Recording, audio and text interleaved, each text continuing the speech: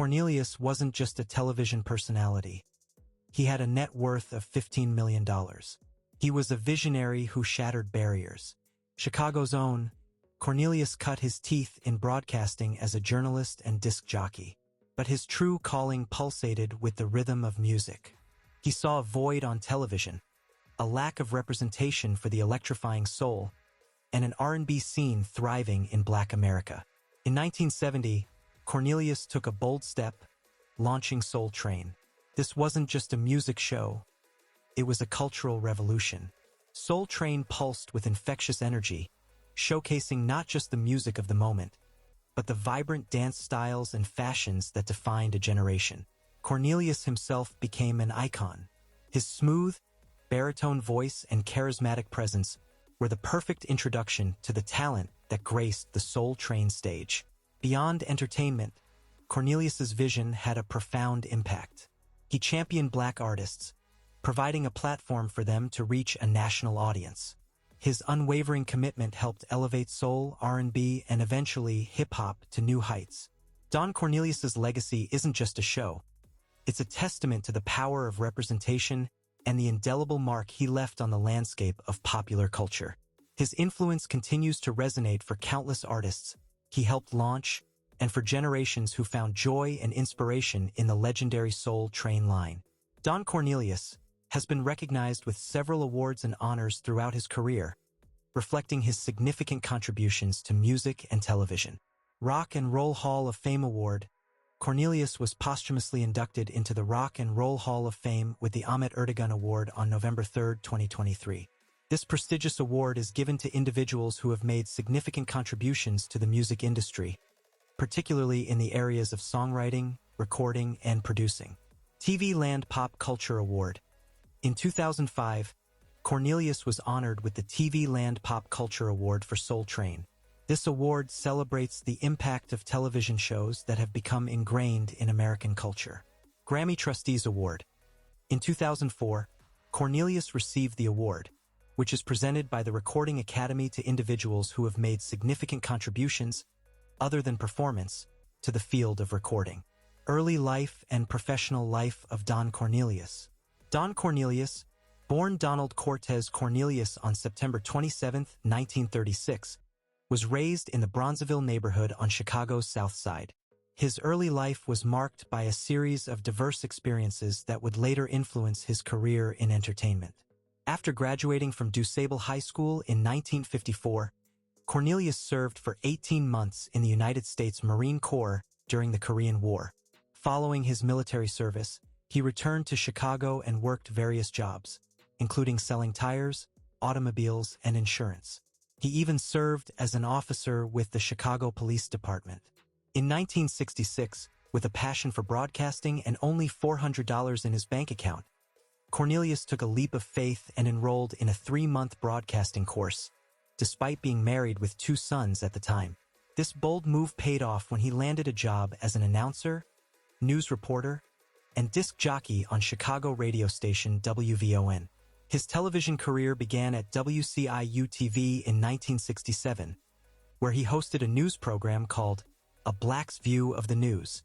It was during this time that Cornelius's vision for Soul Train began to take shape, leading to the launch of the iconic show in 1970 as a daily local program before it entered national syndication the following year. Don Cornelius, a journalist with a deep connection to the civil rights movement, saw a glaring omission on television in the late 1960s. Soul music, a genre brimming with energy and cultural significance, had almost nowhere to call home. At the time, only one public television show, Soul, catered specifically to it. Cornelius decided to break down this barrier. He launched Soul Train, a program that not only championed soul music but also garnered a loyal following among both African Americans and a wider audience.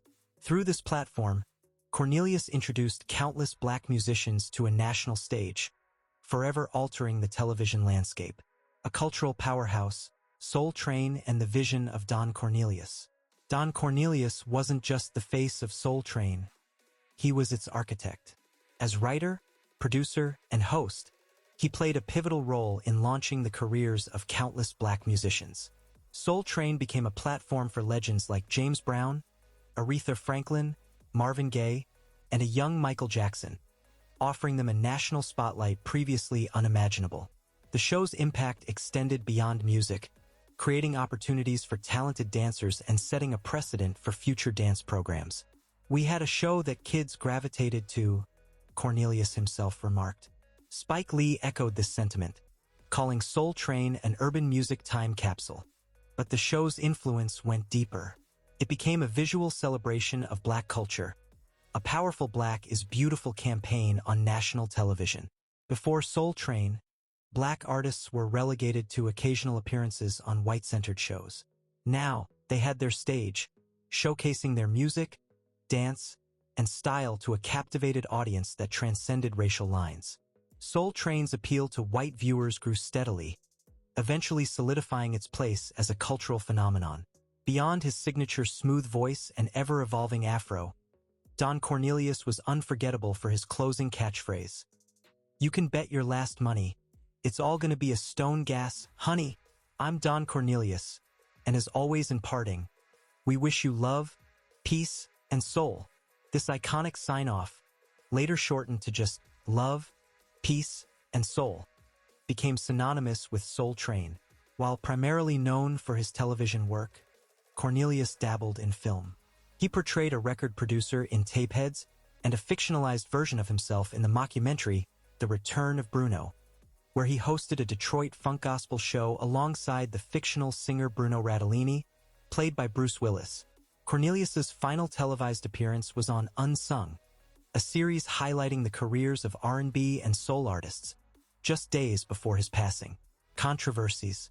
In October 2008, Cornelius faced arrest at his residence in Los Angeles on charges of felony domestic violence. He secured release through bail. Subsequent court appearances in November and December of the same year saw him charged with spousal abuse and attempting to prevent a witness from reporting to the authorities, to which he entered a plea of not guilty.